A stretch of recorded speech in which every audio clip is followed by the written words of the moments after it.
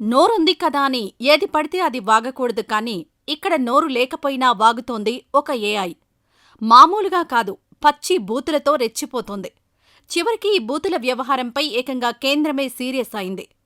ప్రపంచ పారిశ్రామిక దిగ్గజం ఎలన్ మస్క్కి చెందిన గ్రోక్ ఏఐ చాట్బాట్ సేవల్ని అందిస్తున్న సంగతి తెలిసిందే. చాట్ జీపీటీకి ప్రధాన స్ట్రాంగ్ కాంపిటీటర్గా వచ్చిన గ్రోక్ ఏఐ స్వల్పకాలంలోనే చాట్ జీపీటీకి గట్టి పోటీ ఇచ్చింది. ఇలా చాట్ జీపీటీకి ఆల్టర్నేటివ్గా ఎదిగే క్రమంలో గ్రోక్ బూతుల దండకంతో అందరికీ షాక్ ఇచ్చింది. ఎక్స్లో యూజర్లు అడిగిన ప్రశ్నలకు గ్రోక్ అసభ్యకర భాషతో రిప్లై ఇవ్వడం ఇప్పుడు సోషల్ మీడియాలో హాట్ టాపిక్గా మారింది.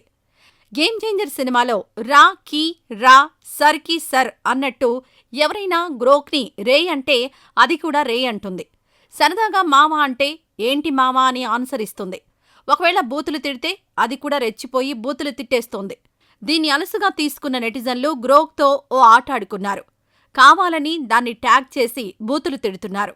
దాంతో గ్రోక్ కూడా అవే మాటలు రిపీట్ చేస్తుంది. ముఖ్యంగా హిందీ భాషలో ఉన్న అసభ్యకరమైన పదాలను గ్రోక్ విచ్చలవిడిగా వాడేస్తోంది. దీంతో ఈ పదాలన్నీ సోషల్ మీడియాలో వైరల్ అయ్యాయి. హిందీలోనే కాదు, తెలుగు యువత అడిగిన ప్రశ్నలకు కూడా గ్రోక్ ఆసక్తికర సమాధానాలిస్తోంది. చాలామంది ఏఐని విద్య, సమాచార ప్రయోజనాల కోసం ఉపయోగిస్తుండగా తెలుగు యువత దానితో మరింత సరదాగా వ్యవహరిస్తోంది. వారు గ్రోక్కు కొన్నిసార్లు అసభ్యకరమైన భాషను ఉపయోగిస్తూ విచిత్రమైన ప్రశ్నలు అడుగుతున్నారు. ఆశ్చర్యకరంగా గ్రోక్ కూడా అదే శైలిలో స్పందిస్తోంది. వారు ఉపయోగించిన పదాలను తిరిగి ఉపయోగిస్తూ వారికే కౌంటర్ ఇస్తోంది. దీంతో తెలుగు నెటిజన్లు ఆశ్చర్యానికి గురవుతున్నారు. గ్రోక్ యొక్క భాష, పదజాలం చూస్తుంటే ఇది కేవలం ఒక ఏఐ కాదని ఎవరో మనిషే సమాధానమిస్తున్నారేమో అనిపిస్తోంది. సినిమా ఫ్యాన్స్ వార్లో సాధారణంగా ఉపయోగించే పదాలను, స్థానిక భాషను గ్రోక్ ఉపయోగించడం మరింత విస్మయానికి గురిచేస్తోంది. చాలా వరకు ఏఐ చాట్బాట్లు వివాదాస్పద అంశాల జోలికి పోవు.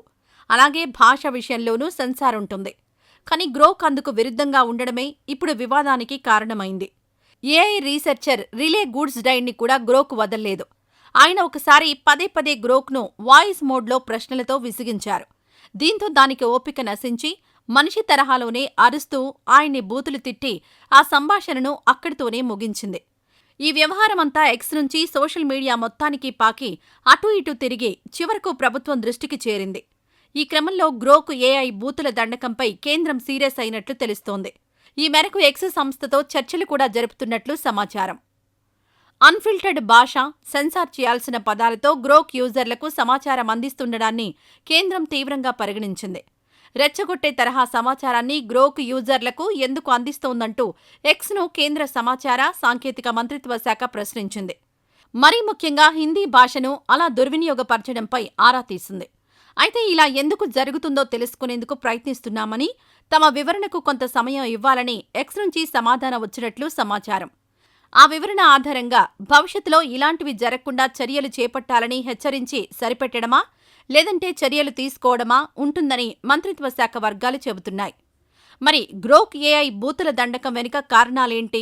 డిజైనింగ్ లోపమా, లేక యూజర్లు మిస్లీడ్ చేయడం వల్లే గ్రోక్ ఏఐ బూతులతో రిప్లై ఇచ్చిందా అన్నది తెలియాల్సి ఉంది. కొసమెరిపేంటంటే కేంద్రం సీరియస్ అయింది, ఇక నీకు మూడిందిరా గ్రోక్గా అని నెటిజన్స్ కామెంట్స్ చేస్తుంటే ఐ డోంట్ కేర్ అంటూ గ్రోక్ స్పందించింది.